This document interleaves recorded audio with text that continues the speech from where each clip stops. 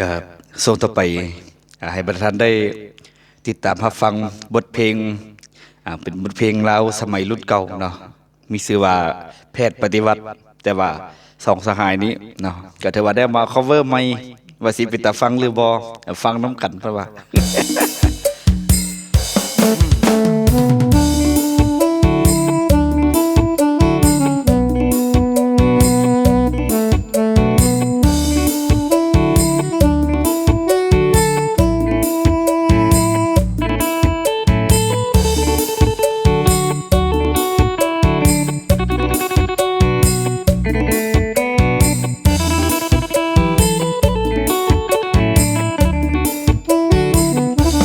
เด็กดื่นเงียบเหงา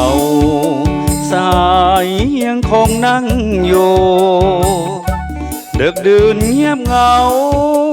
สหายยังเคียงข้างเฮายามเฮาเจ็บเป็นยามเฮาห้องค้างสหายมีหน้าดูแลเหมือนได้มีแม่มาเคียงข้างอบอุ่นดวงใจโอ้แพทย์ปฏิวัติโอ้แพทย์ประชาชน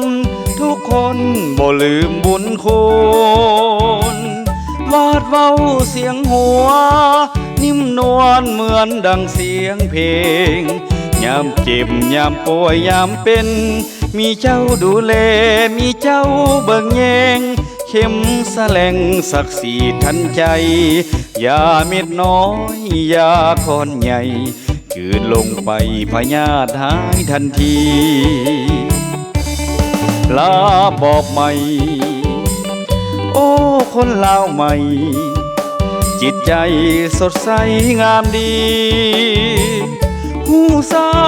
มัคคีเมตตาลี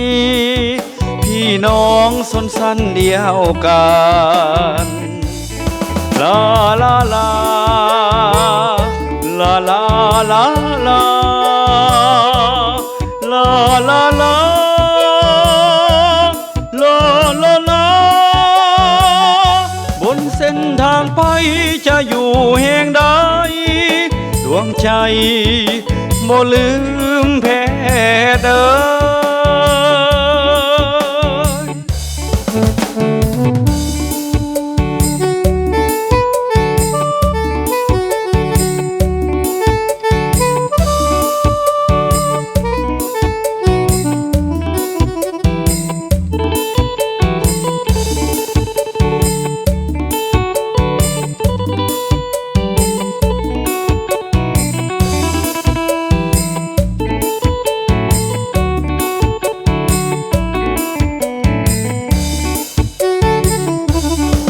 ลาบอกใหม่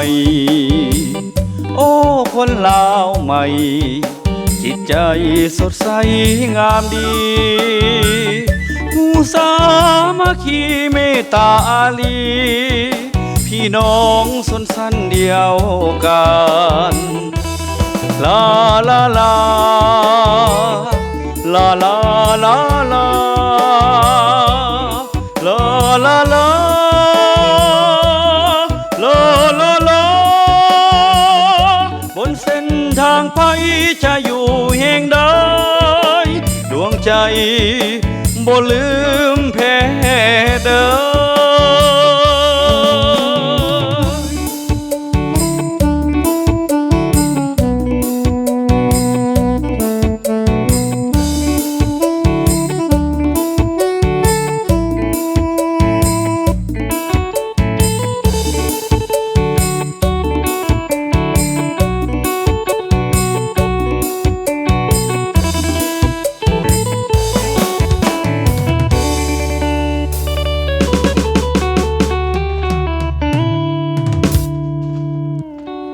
จบลงไปอย่างอีลากอีเหลือเนาะ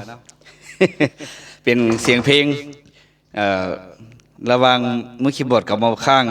นักร้องกับเมาส์ข้าง เมาอย่างเมานอนเนาะเมานอนเพราะว่าเฮ็ดเวียกดึกเมื่อคืนนี่เหมือนเมาเหล้าเมาเบียร์เลยเพราะว่าปกติแล้วถือว่าสองคนนี้บ่มักกินเหล้ากินเบียร์เนาะถือว่าคันยามใดบ่ปกติพวกเขาจังกิน ขอขอบใจผลงานหน้าพอกันอีกก็สิมาคัฟเวอร์เป็นบทเพลงเล่าวสมัยรุ่นเก่าให้บรรดาท่านได้รับฟังน้ำกันเนาะถือว่ามื้อนี้ขอกล่าวคำว่าลาตรีสุขสันต์ขอขอบใจ